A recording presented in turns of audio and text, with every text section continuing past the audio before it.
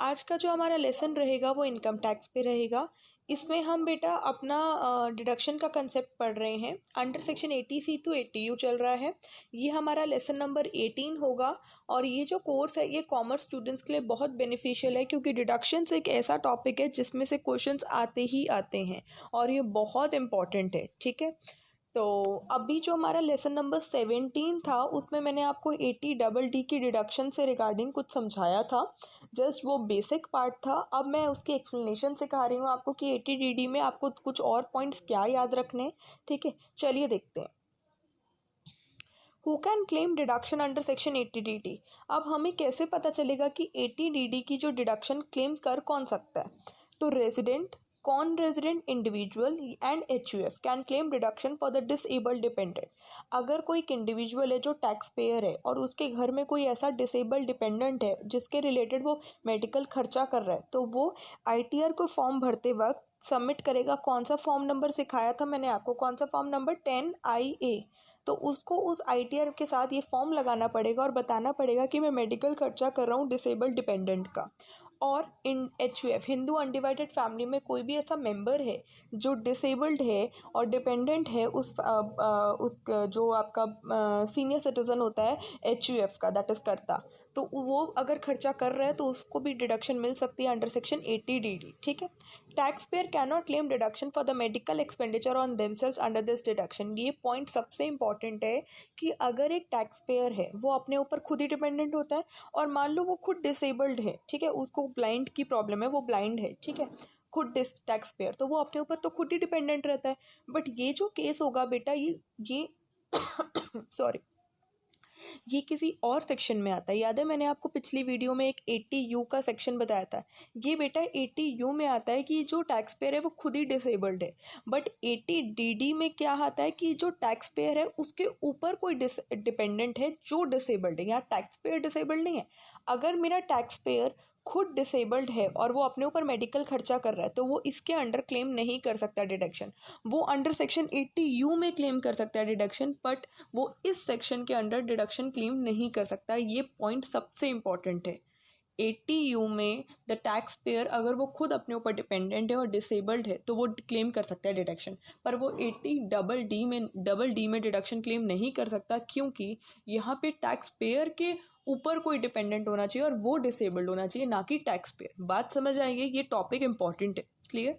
Okay जी, next part. An individual can claim for the deduction if she incurs expenditure on medical treatment or rehabilitation of a differently abled dependent relative or even on training and nursing them। एक individual deduction claim कर सकता है अगर वो इनकर कर रहा है क्या एक्सपेंडिचर, किस पे? उस किसी की मेडिकल ट्रीटमेंट पे या उसकी रिहैबिलिटेशन पे। किसकी?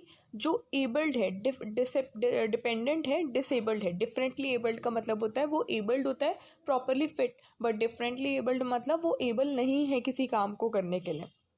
और वो क्या होना चाहिए?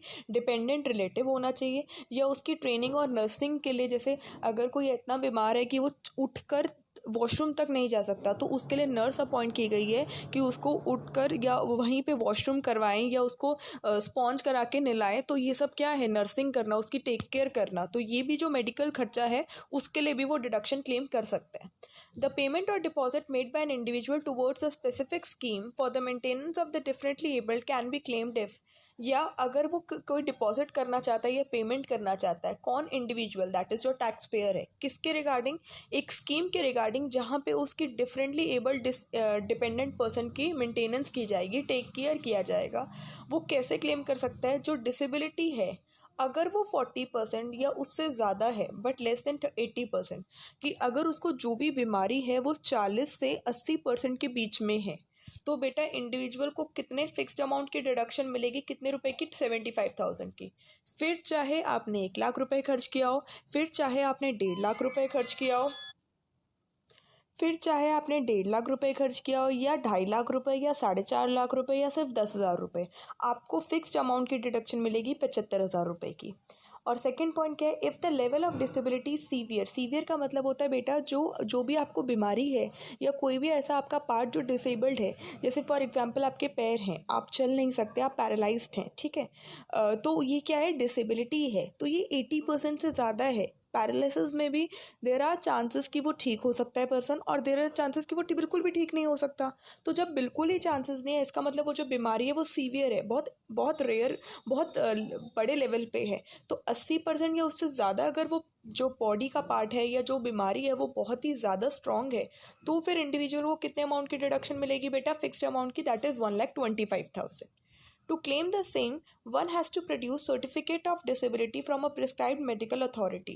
बेटा अगर आपको डिडक्शन चाहिए चाहे 75,000 रुपये की या 1,25,000 रुपये की, आपको ये प्रूफ करना पड़ेगा अपने ITR में एक सर्टिफिकेट ऑफ डिसेबिलिटी कि जिस पर्सन के रिगार्डिंग आप वो डिसेबल्ड बोल रहे हो तो उसकी डिसेबिलिटी का सर्टिफिकेट क्या है, आपने 75,000 रुपये की डिडक्शन क्यों ली है, क्योंकि आपको ये प्रूफ करना पड़ेगा कि डॉक्टर के रिकमेंडेशंस के अकॉर्डिंग इसकी जो डिसेबिलिटी है या जो बीमारी है वो 55% है या 65% है या ये 70% है, कुछ भी।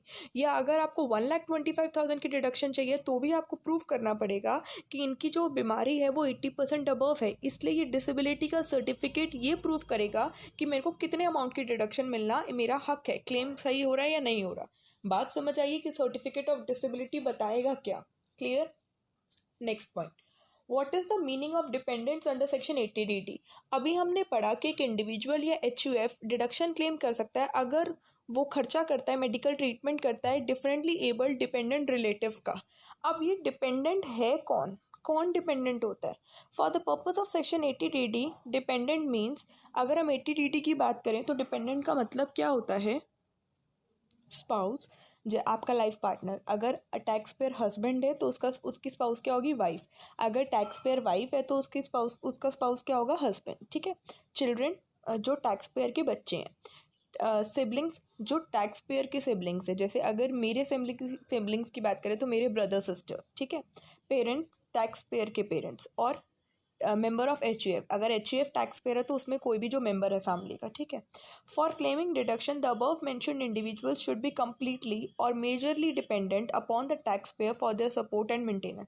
अगर आपको 80DD में डिडक्शन क्लेम करनी है तो ये जो अबव मेंशन्ड जो इंडिविजुअल्स बोले गए हैं, या तो ये पूरा कंप्लीटली मतलब पूरा 100%, या मेजरली मतलब 95% या 90 या 80% या 70% डिपेंडेंट होने चाहिए किस पे? टैक्स पेयर पे।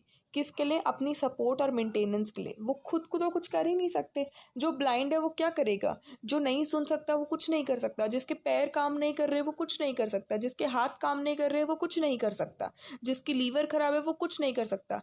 तो वो उसको सपोर्ट और मेंटेनेंस किस चाहिए, तो वो किस पे डिपेंड करेगा? टैक्स पेयर पे। और अगर टैक्स पेयर इनमें से किसी के रिलेशन में भी पैसा खर्च कर रहा है उसकी डिसेबिलिटी को ख़त्म करने के लिए, तो वो डिडक्शन क्लेम कर सकता है किसके अंडर? अंडर सेक्शन 80DD में।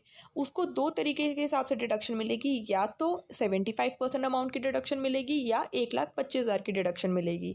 ये सबसे मोस्ट इंपॉर्टेंट पॉइंट है कि आपको पता होना चाहिए कि 80DD में आप चाहे जितना भी अमाउंट खर्च कर लो मेडिकल ट्रीटमेंट पे, पर डिडक्शन आपको कितने पे मिलती है? फिक्स्ड अमाउंट ऑफ डिडक्शन मिलता है, या तो 1,25 मिलेगा या 75 मिलेगा। अब 1,25 मिलेगा या 75 मिलेगा, उसमें भी केसेस हैं। 75,000 तभी मिलेगा जब आपकी जो डिपेंडेंट रिलेटिव जो है वो डिसेबल्ड है 40% से लेकर 80% तक के बीच में, और अगर वो उसकी जो बीमारी है वो 80% से अबव है तो उसको 1,25 मिलेगा डिडक्शन टैक्स पेयर को। ये चीज़ें आपको बहुत इंपॉर्टेंट है, समझ आ रही हैं? So thank you so much guys for listening this video. I hope ये वीडियो आपको पसंद आएगी तो आपको लाइक करना है, कमेंट करके ज़रूर बताना है और कि आपको समझ आ रहा है या नहीं आ रहा, और शेयर करना है अपने फ्रेंड्स के साथ ज़्यादा से ज़्यादा कि जिससे ज़्यादा लोग देख सकें।